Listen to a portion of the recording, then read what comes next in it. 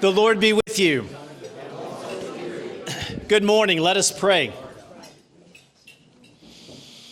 O God, whom saints and angels delight to worship in heaven, be ever present with your servants who seek through art and music to perfect the praises offered by your people on earth.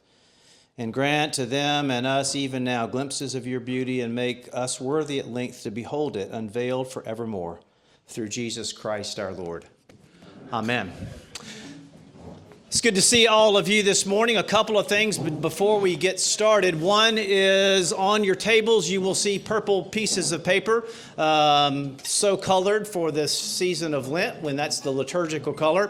But this is the last day, or actually tomorrow's the last day, to be able to help decorate the church for Easter. So if you are so inclined to do that and have not yet had an opportunity to fill one of these forms out, please do so either today, or you can contact the church office tomorrow. Before we begin, I want to take just a moment and have you join me in welcoming and saying hello to Francis Gay, who is up here.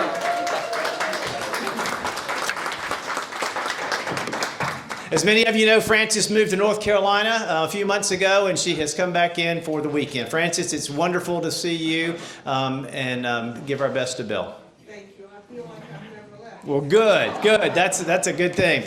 Also, want to just take a moment to ask you to join David Sinden in as we collectively offer a birthday wishes to Father Nathan Hayden, who is celebrating his birthday today. Happy birthday to you. Happy birthday to you. Happy birthday, dear Nathan. Happy birthday to you.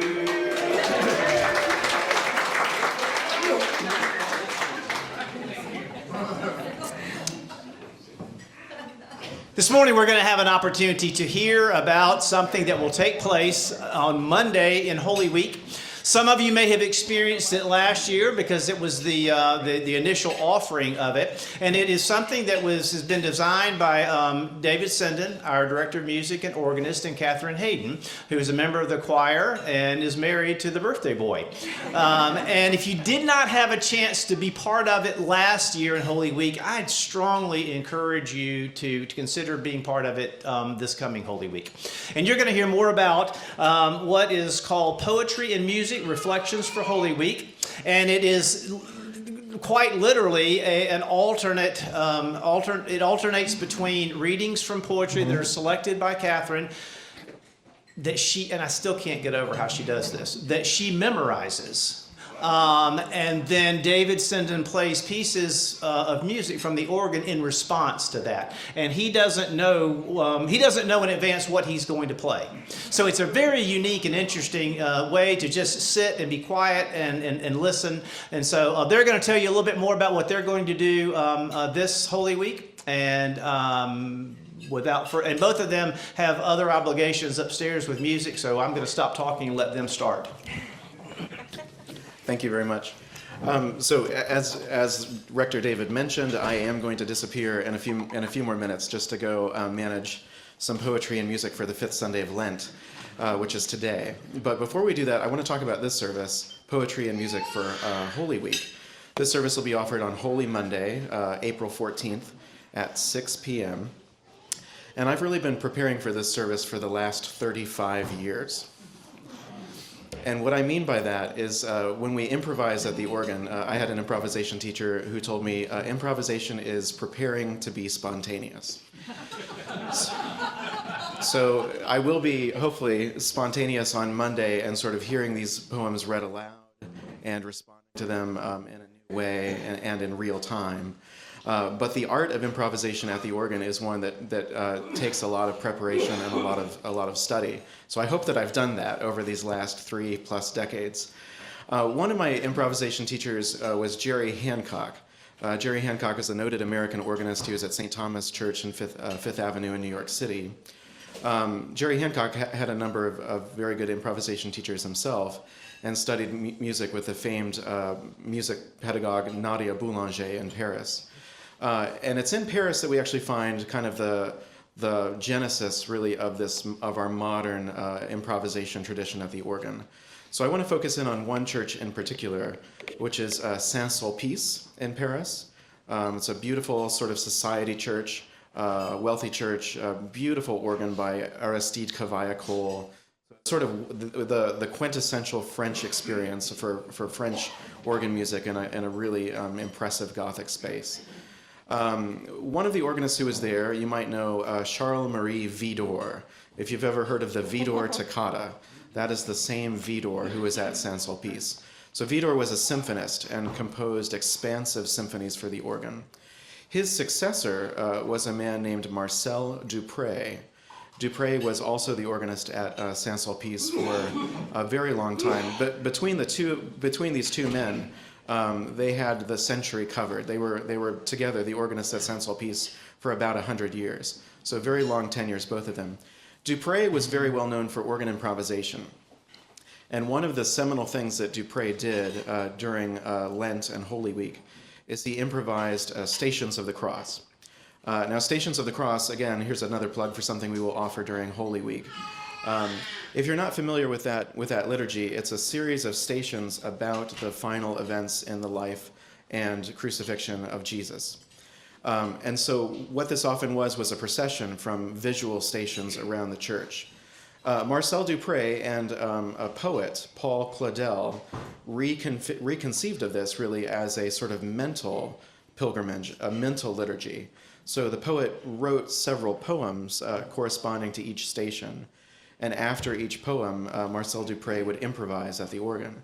So this is really sort of the genesis of what Catherine and I are going to do, is this sort of organ improvisation in response to themes of Holy Week in Holy Week itself.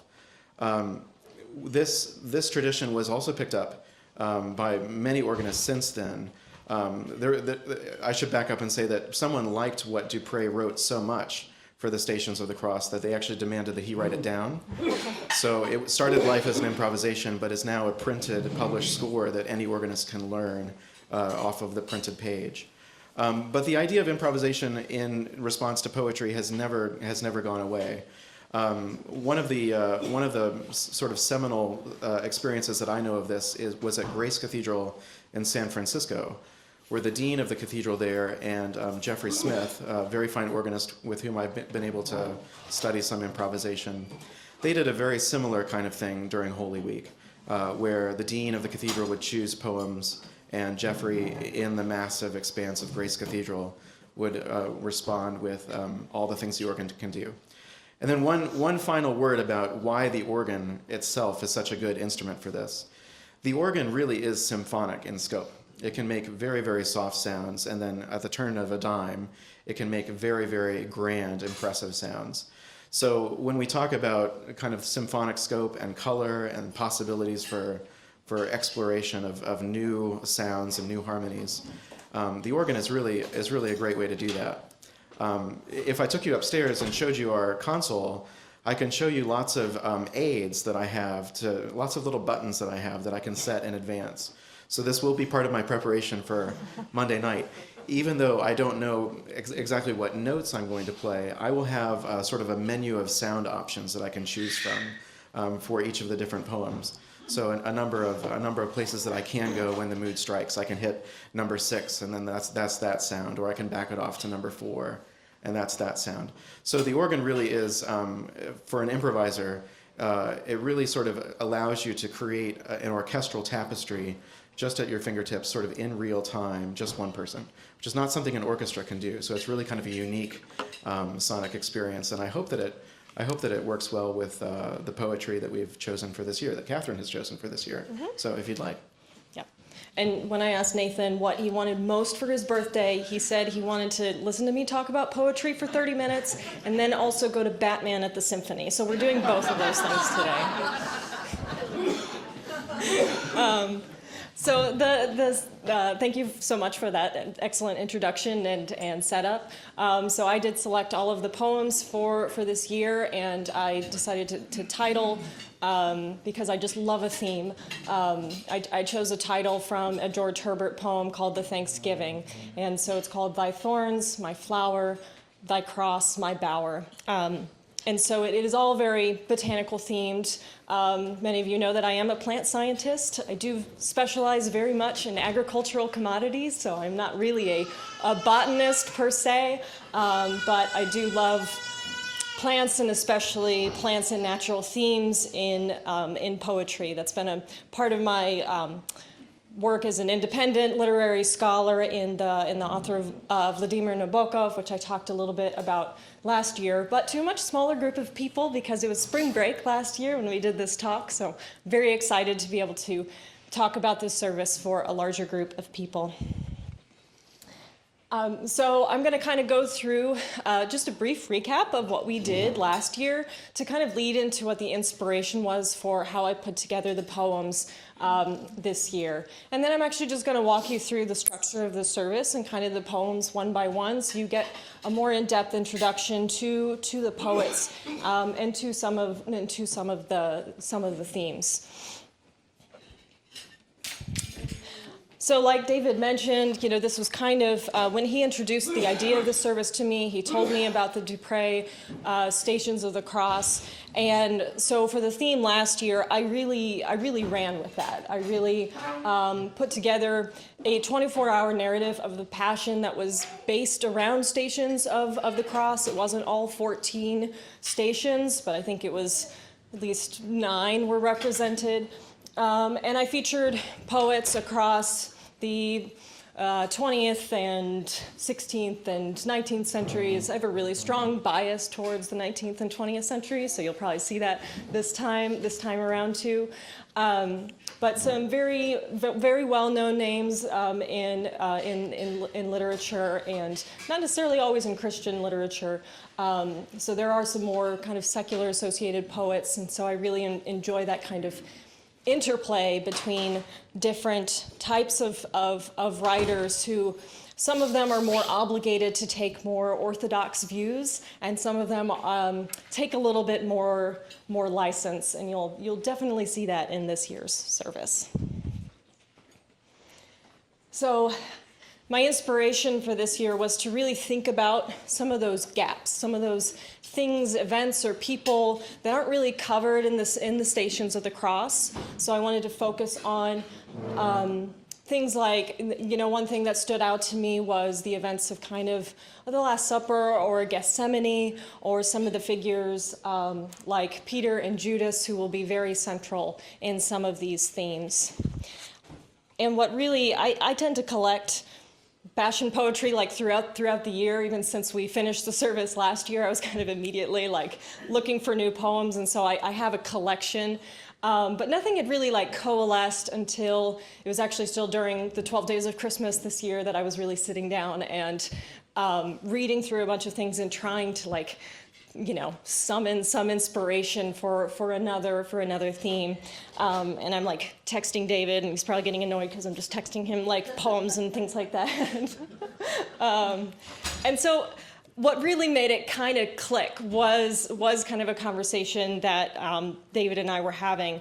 And I'll say that, especially for the purpose of this service, when I'm reading poetry, I kind of try to avoid poems that have been set to music. I don't really want there to be these kind of preconceived notions about what a poem should sound like. I like this opportunity because we hear so much sung poetry in church. I want to introduce poems that you don't hear in church, because you don't hear just spoken poems in church. But I also like to make kind of a mood board sort of inspiration playlist on Spotify. And so as I was kind of looking around, I found this piece called The Ballad of the Judas Tree. And the text is a poem by Ruth Etchells, who I will introduce in a little more detail later. She's a very interesting person to talk about. But this piece was arranged by the late Richard Lloyd, who was an organist at Hereford Cathedral. And when I sent this piece to David, I asked, were you familiar with it? And his response was, no, but it sounds like an inversion of this Christmas carol called the Linden Tree Carol that is about Mary that begins with, there stood in heaven a linden tree. And actually on the very same album of recordings that I'd found, the Ballad of the Judas Tree, turns out Richard Lloyd had also written an arrangement of the Linden Tree Carol. So this kind of inverted imagery of the Judas tree, this species of redbud that it's legendarily Judas committed suicide on after he betrayed Jesus, with the linden tree, which is associated, especially in Eastern Europe. This picture on the left is from the Holy Linden Sanctuary in Poland, and the linden tree has become very identified with the Virgin Mary. I really enjoyed this kind of dichotomy. You know, dichotomy is actually specifically a botanical term. It's the branching into equal parts. And so this kind of set up not only this botanical theme, this theme around trees, but also kind of a series of comparisons and contrasts between people and disciples, Peter and Judas, and ultimately between our sin and our redemption through the cross, one coming through a tree in the Garden of Eden, and then being ransomed, saved through another tree. And I think this is something that comes up a lot in these poems that we've looked at for Holy Week. Because we're telling the story of the end of Jesus' life, it's not uncommon for the beginning of his life to come into focus. Mm-hmm. And so there is this sort of natural poetic dichotomy.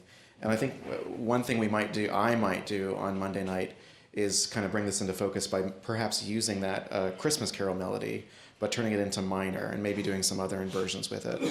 So that could be some of the source material for the response to this poem. So in light of that, rather than really begin with the Passion, I wanted to go back farther. I wanted to really go back to Eden, back to the book of Genesis. And so setting up this kind of first dichotomy between Eve and Mary. So we're going to see, you're going to see our first mother, the mother of all, and then the mother of our redemption. And so if every year goes by without my including something by Christina Rossetti, something is wrong. She was extremely prolific, had an extremely long career. You will hear 2 poems by her within this service. This one was published when she was 36, and the other one was published when she was 63, a year before she died. So she was so prolific and just has written many beloved poems and hymns in Christian thought. But I found this poem as I was thinking about Eden called Eve. And the first half is written from the first person perspective of Eve. And it actually takes place after Cain has killed Abel. And she is weeping for her son, for her lost son, which if you think about the setup and kind of the contrast with Mary to come, that idea of losing your son, losing your child, but also just she's mourning the greater loss of Eden. And she says, as a tree, my sin stands to darken all lands. Death is the fruit it bore. And so kind of that idea of bowers and flowers, you'll hear it in the very first poem. The first half is very kind of from her perspective and very botanical, but the second half you actually have this menagerie of animals that is attracted to her cries, but kind of ends with this gloating serpent. So you have this kind of reminder of the serpent in Eden. The next name is also going to be very familiar to most people, but not primarily as a poet. We know kind of Thomas Merton Moore through his prose and other writings, but he did write some poetry. And though we talked about the Linden Tree Carol and that association with Mary, I wasn't really able to find a poem that I really liked that brought in that imagery specifically, but I found this poem that uses a lot of botanical imagery to talk about the coming of Christ.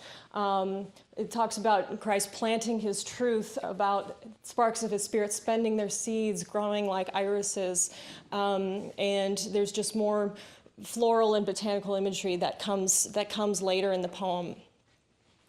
This image on the right, some of you may have seen before. If I could kind of sum up the two poems of this section in one image, it is of this more modern image by a nun named Grace Remington that is Mary consoling Eve, where you see Eve kind of holding the apple of Eden with a serpent wrapped around her leg, but with her hand on the pregnant belly of Mary, who is crushing the serpent's head underneath her.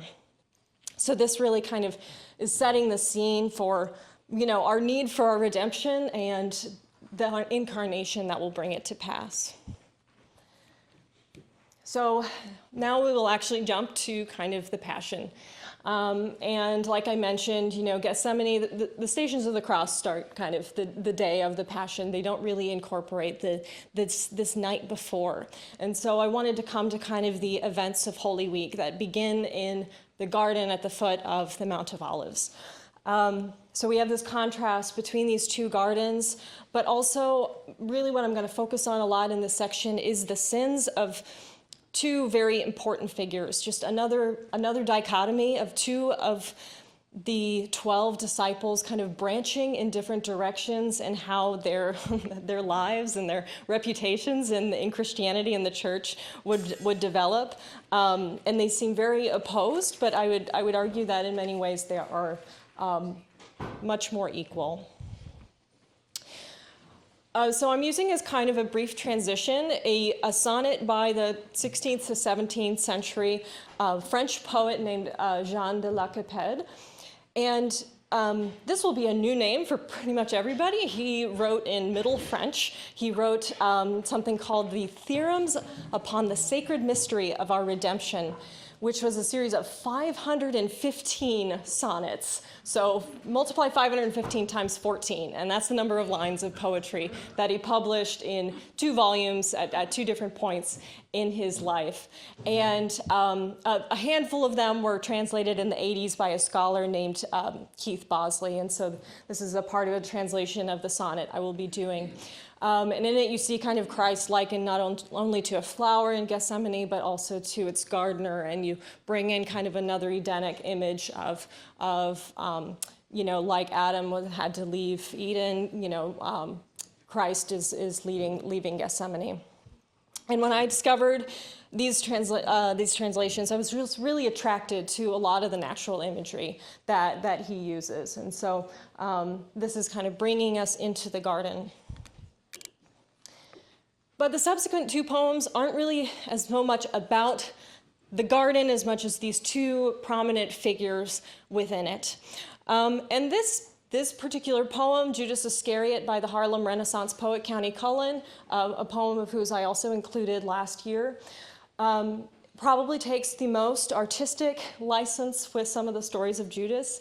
He not only he has this very long common meter poem about Judas that imagines him not only as a devoted disciple of Jesus, but as a childhood friend of Jesus, and who is entrusted with this necessary but awful task of betraying him, not because of his weakness, but because of his strength.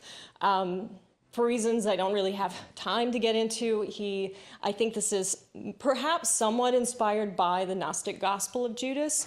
But actually a little bit later I'm going to talk about there is a greater artistic tradition of kind of the extending redemption and grace to Judas that is generally not given to him by the church. And then we'll see Christina Rossetti again with the second disciple, our patron, Peter. And this is a poem called I Followed Thee, My God, I Followed Thee by Christina Rossetti. And so that first line is actually straight out of Matthew 26:58, where you see Peter was following him at a distance as far as the courtyard of the high priest, and going inside, he sat with the guards in order to see how this would end. So this is really a poem that is all first-person perspective from Peter, talking about his denial of Jesus and his great, profound grief over that as he kind of follows and he mentions Mary Magdalene, and John being with Jesus at the cross, but he is observing from a distance. This icon on the right shows Peter kind of huddled by a very pathetic looking fire, and his rooster kind of crowing in the top right. And I found other icons of Peter kind of weeping after his denial that are very similar in that he's just in this kind of fetal position, and you notice there's no horizon line painted behind him at all. It's like he's completely outside of space. Like that is how great his desolation is. And so you see this, this incredible grief of Peter in great detail. And so we kind of will finally arrive at this stage where we have all of the pieces in place for the redemption of the world, and two people, as well as us, just waiting for it, just longing for it. And so the theme of this kind of third section is on the transformation of these kind of naturalist symbols of death and denial into hope and reconciliation through the cross. So where better to hear our redemption through a tree, but through the voice of the tree itself. And this is probably the most curious poem in the bunch. This dates to at least the 10th century. It's an Old English poem called The Dream of the Rood. And in it, a man recounts that he had this most wonderful of dreams where the cross appeared to him and gave his first-hand account of the crucifixion, from him being felled at the forest's edge to being exalted and honored over all of the trees of the forest and saving Adam and all mankind from Adam's ancient deeds. The text I show here is kind of emphasizing that transformation. Like once I was made into the worst of torments, once it was an object of torture, and now it is a symbol of salvation, and something we can pray on and pray to in order to be saved. And so the same symbolic transformation is kind of what is awaiting Peter and Judas. So American poet Elizabeth Bishop wrote this poem called Roosters. And it's about St. Peter's, but it's also about human militancy and violence. She wrote this shortly after the events of Pearl Harbor. And so I'm only going to be reciting the second half of the poem. But in the first half, she's really talking about roosters and kind of that epitome of violence through the practice of cockfighting, and she has war on the mind, and she has violence on the mind, and that destruction by humans. But in the second half, she makes this reference to a very specific sculpture in Venice of Peter's denial, where you see him with the rooster behind him, carved into the travertine. And the poem actually ends with the exact reference to Matthew 26:58 that began the Christina Rossetti poem.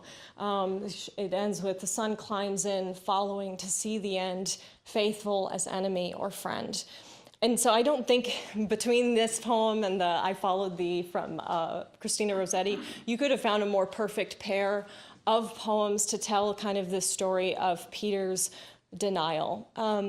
Because there's this obviously this symmetry in the beginning and the ending, but also Christina Rossetti doesn't actually mention the rooster at all in her poem about Peter. And that's such a huge symbol associated with Peter. We have, weather vane on the top of our church with the rooster on it. Like this is what she puts forth as kind of not just a reminder of his denial, but of the fact that he was transformed from the one who denied and to the Prince of the Apostles, to becoming the rock of the church.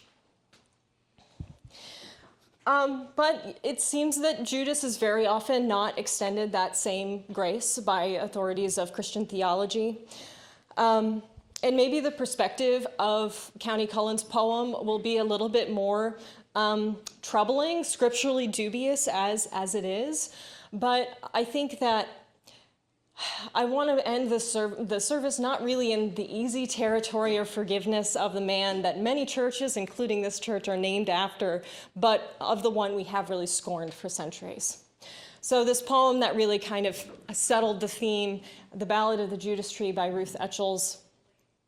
Ruth Etchells was the principal of St. John's College in Durham beginning in 1979, which made her the very first woman principal of a Church of England college. And she very much challenged what was then the exclusively male training of male ordinance. You know, only men were being ordained priests in the Church of England, and only men were teaching them in their colleges. So I really love to explore and include these kind of poets who are sort of in a position personally to sort of push back. And I see this poem as kind of pushing back on some of this, this idea that Judas was beyond redemption. I have kind of on the right an icon of the harrowing of hell, which is a very common depiction where Christ, while he is being resurrected, is bringing up with him from hell. You always see Adam and Eve, you always see John the Baptist and Kings David and Solomon, and other figures vary depending on who is painting it. But I don't think anyone really includes Judas. And so I ended up down quite a rabbit hole about Judas-related poetry in the course of putting this together. And I think how artists have dealt with him over the years is a fascinating insight into what I would call, kind of inspired by the literary scholar and Hebrew Bible translator Robert Alter, of the inherently progressive nature of art, which isn't to say that something is only art if it espouses some particular social view, but rather that art is quite often the first mover pushing against the day's social mores. It may not always be appreciated for doing so, and very often isn't, but establishments, whether religious or political or personal, are inherently conservative. They want to preserve themselves. And artists, you know, I think one of the values of this service and bringing kind of art into the church in this way is that we're kind of allowing it to push against maybe some of our understandings and theologies and dogmas. So one of those examples is actually a text from Madeleine L'Engle, who wrote in one of her books of an old legend, which I've only ever seen referenced in this quote, about Judas being stuck at the bottom of a slimy pit, and for thousands of years he wept his repentance. And when the tears were finally spent, he looked up and saw way, way up a tiny glimmer of light. And after he had contemplated it for another 1,000 years or so, he began to try to climb up towards it. He slips back down to the very bottom. It takes him many years to recover, but finally he makes it to the top. And what he finds is Jesus sitting in the upper room with the other disciples and saying, "We have been waiting for you, Judas. We couldn't begin till you came." Another example is from this Scottish poet, Robert Buchanan, which surprisingly, I only found this very recently, but I think Ruth Etchells, who was also a scholar of British poetry, probably knew about. It's called The Ballad of Judas Iscariot. So I imagine The Ballad of the Judas Tree is somewhat inspired by this poem. So this very long poem features like the soul of Judas carrying his body through a desolate world, because even the very earth has rejected his body. He can't even find an eternal resting place. And he finally finds his way to a lighted hall with a banquet inside. And though the guests, when they see him, they beg him to leave. They say, "Scourge the soul of Judas Iscariot away into the night." The bridegroom, Jesus, beckons him inside and says, "We've been waiting to pour the wine until you got here."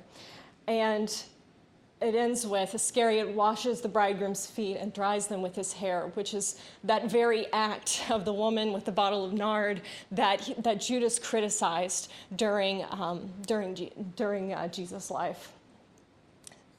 So maybe you'll leave today or the service next week with a little bit more compassion for Judas. That has certainly been my experience as I've been sitting with these poems.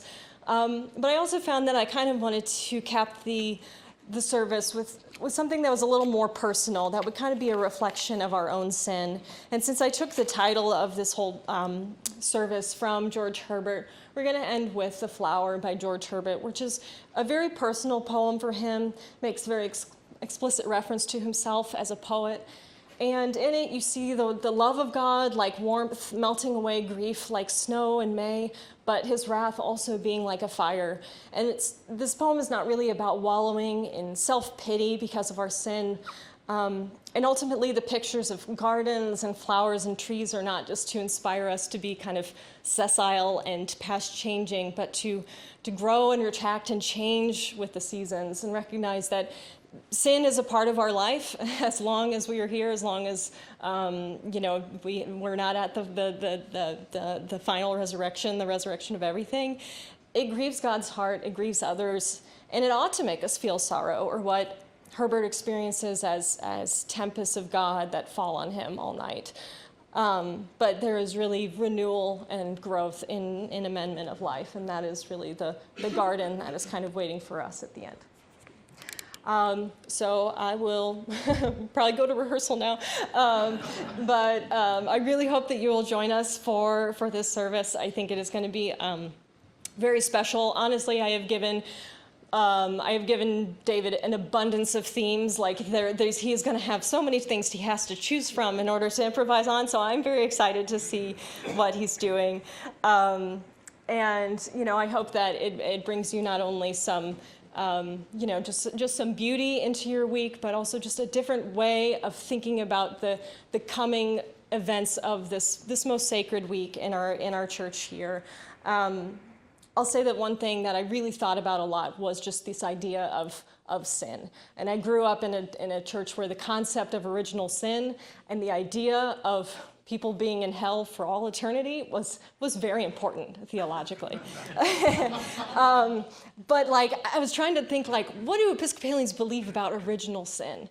And I found this quote online from someone who described how their rector told it to them was that no, humans are not born marked by sin, but they're immediately swaddled in a blanket or put in a onesie that was probably made in a sweatshop.